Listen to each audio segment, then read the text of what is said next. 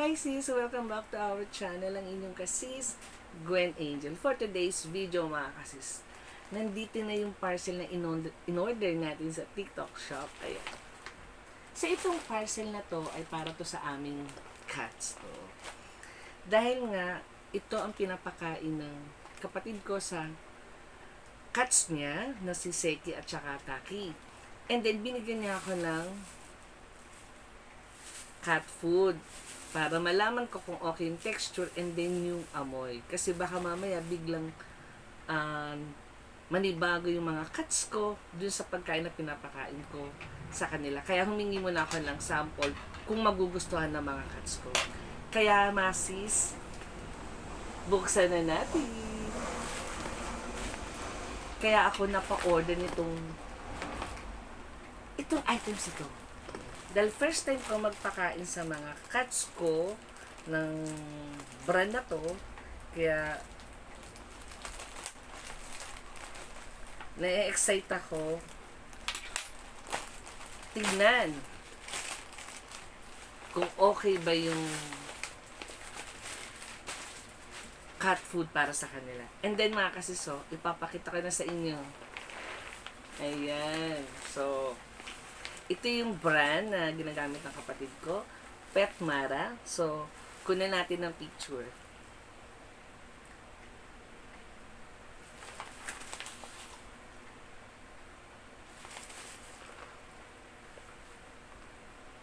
So, ayan. Maraming salamat sa seller. Talagang inayos niyo yung pagka-packaging ng aking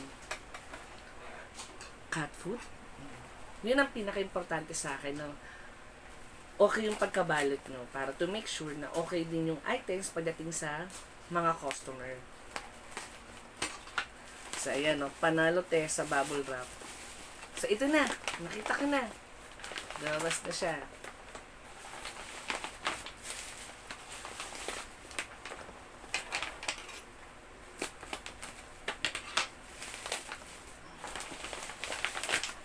So, mga kasis, dalawa na po ang in-order ko.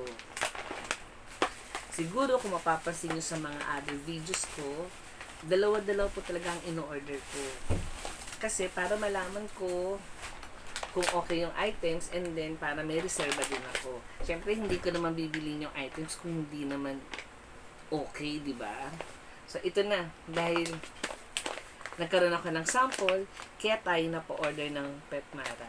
And then mga kasisa, ocean fish and chicken, adult, 1+ year, all breed. First ingredient, meat. So, 1 kilo ang isang pack nito. And then, ang ganda ng packaging niya mga kasisa, nakasip lang.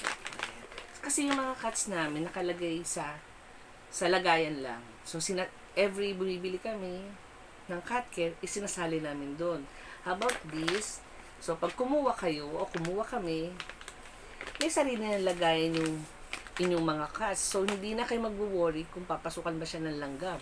Kaya, so, di ba, packaging pa lang panalo ng Petmara. Oh. And then, ayan. So, 1 kilo siya. Ocean fish.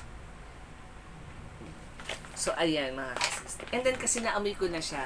Siyempre, bago naman ako umorder, tinesting ko na kagad yung lasa ng pagkain. Okay naman din. And then, I think magugustuhan ng mga cats namin itong bago nilang cat food. So, yun.